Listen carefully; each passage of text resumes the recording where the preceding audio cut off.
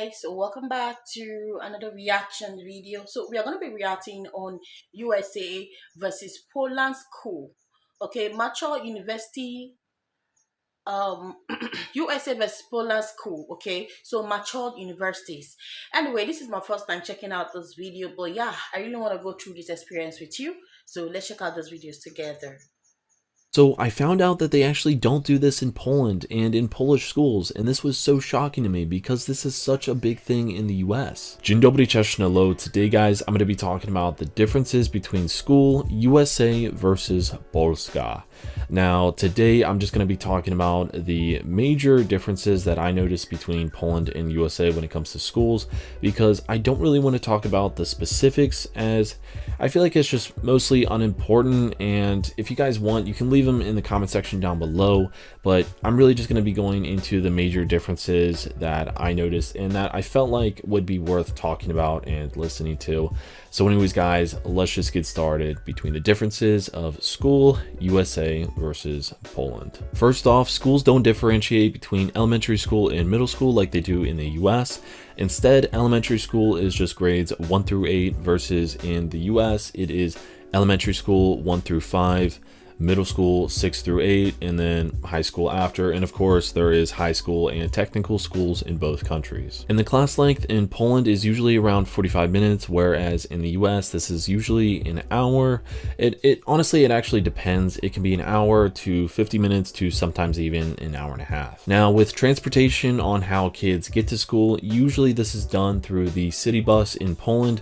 Normally, kids will just take like the regular bus with everyone else, and that's how they normally get to school, or their parents will drop them off, or sometimes schools will have a dedicated bus to pick up schools or to pick up kids, and this is usually rare as well, as it's just not really a popular thing, as most of the time kids can just get on the regular city bus. This is usually just for smaller villages and places where, you know, buses aren't really going that often and where kids need to be picked up. And now compare this to the US, we have the traditional yellow school bus. And if anyone wonders what the schools look like on the outside and inside in the US, I was in a classroom with my girlfriend, and a student asked me if classes actually look like they do in the movies that they see. So the answer is yes, they do. Now in Poland, there's usually a lunch break of around 20 minutes, and as far as I know, most schools don't have like a dedicated cafeteria or a place where they're serving food. I'm pretty sure they have to go to like some local area that they call the canteen, I'm pretty sure.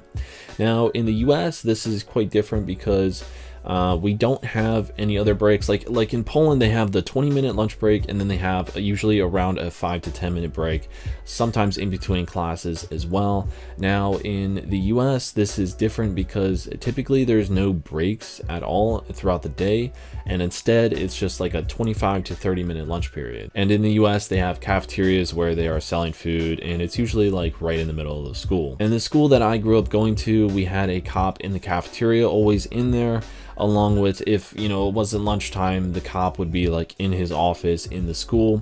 The reason why the cop was in the cafeteria is because there was always fights, you know, fist fights like all the time, you know, because there are extremely strict laws with teachers interrupting fights in the school. Instead, the teacher can basically just sit there and yell at them and say, you know, get off, don't, you know, stop fighting, all of that. Most of the time, honestly, they just walk away because they can't do anything at all legally. If they were to intervene at all, they would be like severely punished most of the time. And the only one that's allowed to like put their hands on a kid would be a police officer if there was like a fight going on. And in my school, the police officer was armed just in case, if, you know, I don't know, a kid had a knife, or, you know, God forbid, a school shooting or something like that. All right, so the next point is the Matura exam, and this is very Wow. So in a situation where children get into fighting in the US, the teacher don't get to interrupt them because it's actually against the rules of the school. So when you see two children actually fighting, so what the teacher actually does is just walk away or you pass away. So the only people that are actually permitted to, you know, interfere during a child fight is the police, should encase it. But that doesn't really make sense for me, you know, because imagine two children are fighting to the point of, maybe one person might unalive a child. So why not just interfere as a teacher, try to separate them? Seeing children fight and leave them in the USA is, for me, I feel like this particular path is not making sense. I really want to hear what he said about the Poland system, of how the children are being treated. Normally here in Africa, we have something like two breaks, short breaks and long breaks. So obviously we have those breaks are for you to take lunch or anything. And the school canteen, you don't normally go out to get your food, is inside the school, okay? And the school bus here in Poland, like he said, that you can actually get through the public transport. If the schools might have school bus, it's optional. So it's really so, I don't know, please let me know in the comment section. Do you really think what he's saying is true? But I'm just learning. Okay, let's continue.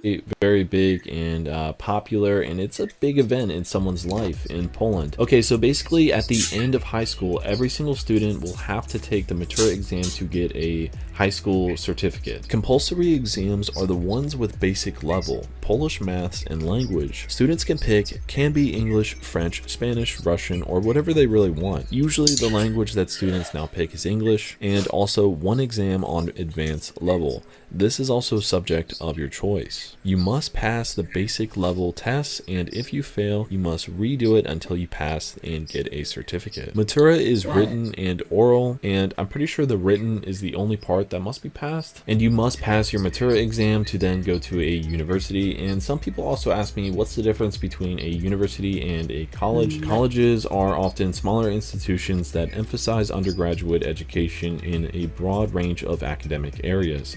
Universities are typically larger institutions that offer a variety of both undergraduate and graduate degree programs. Many universities are committed to producing research. I would honestly just tell you that colleges and universities are really just the same thing. So the equivalent of the Matura in the US is the SAT exam. Now, I wrote this down, so let me just read this here. The SAT is a multiple choice pencil and paper test created and administered by the College Board. The purpose of the SAT is to measure a high school student's readiness for college and provides colleges with one common data point that can be used to compare all applicants. So it's a multiple choice test that you have to take after high school, and it takes hours to do. You typically will do this over the course of, I think, 2 to 4 days, I'm pretty sure. And you're graded on, like math, English, science, all of that stuff. And I think it's a multiple choice of A, B, C, D, E, I'm pretty sure. And I think with some of the math points, you actually had to input a number. You actually have to write like a physical number. I also found this pretty interesting, is that along with the normal subjects, like Polish, math, and sciences and all of that in Poland, they also have an option to have like religious studies and also ethics studies. Ethics studies being about like what is good and what is bad, and then as well as religious studies about I guess Christianity and all of that stuff. Now I also wrote this down, which is related to summer breaks, and that is breaks usually start the last week of June and last until September 1st in Poland, versus the US. Kids start their summer break usually early June, and this goes until August. And in the winter in Poland, kids get around 2 weeks off, versus in the US, kids get around a month off. And Poland and the US also have technical schools, just like I mentioned earlier. This is where people can train for either like something like graphic design or plumbers, or I don't know, even like firefighters. I know they have that in the US. So yeah, it's the same thing in both countries. Now, the US and Poland also has both public and private universities. Now, in the US, you are paying for both public and private. It doesn't matter. Now, if you get a scholarship for any one of those, it can be free. And you can get a scholarship for honestly a bunch of different reasons. And also, fun fact, for a public school, I paid $60,000. Now, you might ask, what is the difference between a public university in the US and a private university in the US? Well, I have the definition here, which is the defining difference between public and private institutions is how they are funded. Public schools are funded mainly by state governments, while private colleges are supported primarily by their own endowment funds and student tuition fees. And also, public colleges receive donations. So when I graduated from my university, I received messages in the mail all the time, basically every couple of months, asking for donations to the school. This was after I paid $60,000 for a 4-year degree. So just wrap your head around that. I paid $60,000 to go to a public school which says they make money from the government and also their donations. Yet I paid $60,000 to go there, just one person. And to be honest, it is not worth $60,000 to go to school for 4 years. Not worth it at all. Because a lot of people will think, well, oh my god, you have a US degree, you can get any job, all of that. Really, that's actually not the case at all, and it's quite sad because I even saw people with degrees working at, jobs that don't require them at all. And that's, to be honest, really the sad part is a lot of people are wasting their time in 4 years to really just go to and party and spend a lot of their money to then end up as a young adult with negative net worth, and that's truly sad, honestly. Now compare this to Poland. Public university is free, and then private you do have to pay for, but obviously it's not the same price as it is in the US. It's much lower. And so something to think about is that college in Poland is free, so a lot of kids can go to college, and because of that, most jobs will simply require a degree from a university.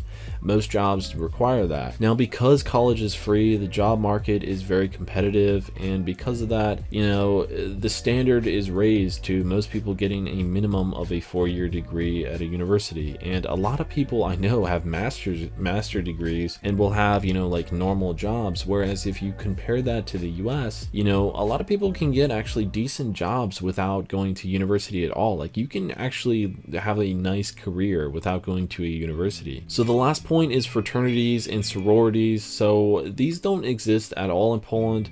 So let me just talk quickly about this. So sororities and fraternities. Fraternities is all male groups, and this is also in universities. So fraternities are all male groups, sororities are all female groups. Now in these different sororities and fraternities, they have different like organizations and stuff like that. I know like one of the most popular fraternities is Kappa Sigma. So fraternities and sororities are known as like Greek life. So the symbols of the fraternities in sororities are Greek symbols, and they're really just, there's a lot of party ones, and there's some like normal like academic ones, but mostly it's like a partying organization.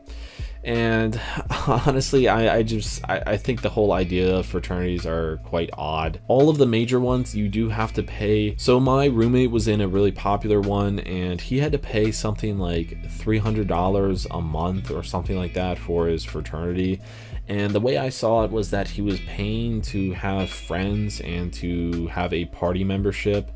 And that's really all they did, was party and drink and all of that. So a lot of the major fraternities have been involved with really bad things like assault and different things all around that. And yeah, like I said, it's just mostly they're really involved in just degenerate behavior and drinking and stuff like that. And really all it is like a party house and a party organization. And it's the same thing on the girl side, the sorority as well. So anyways guys, that was School USA versus Poland. And if you learned anything, let me know in the comment section down below.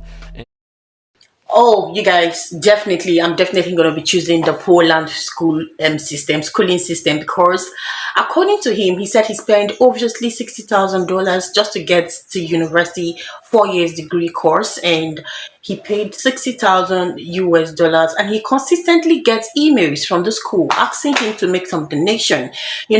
According to him, he said, does it really worth it?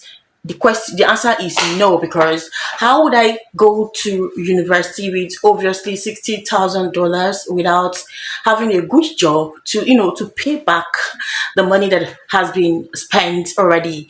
But yeah, the question, and in Poland, you guys, the universities are very, very free. Like, you do not have to pay. If you're a Poland citizen, the government have actually fit the bill for you. But it's different there, because in the market system, which is outside of the market system, is very competitive, because a whole lot of people have the 4 years degree, the university degree, and many more people also have the master's degree. So which makes it more competitive, because the governments have actually fit your bill. For me, I feel like acquiring the knowledge first, so which means that both the poor and the rich can actually get the certificate go to school. Isn't that making sense? So that is so beautiful for me. Anyway, Poland is really making names for itself, because just like what they say, Poland is gradually becoming the Europe, China in Europe, you guys. And I don't know, these days I saw a lot of people comparing Poland with US, America. I don't know what's happening,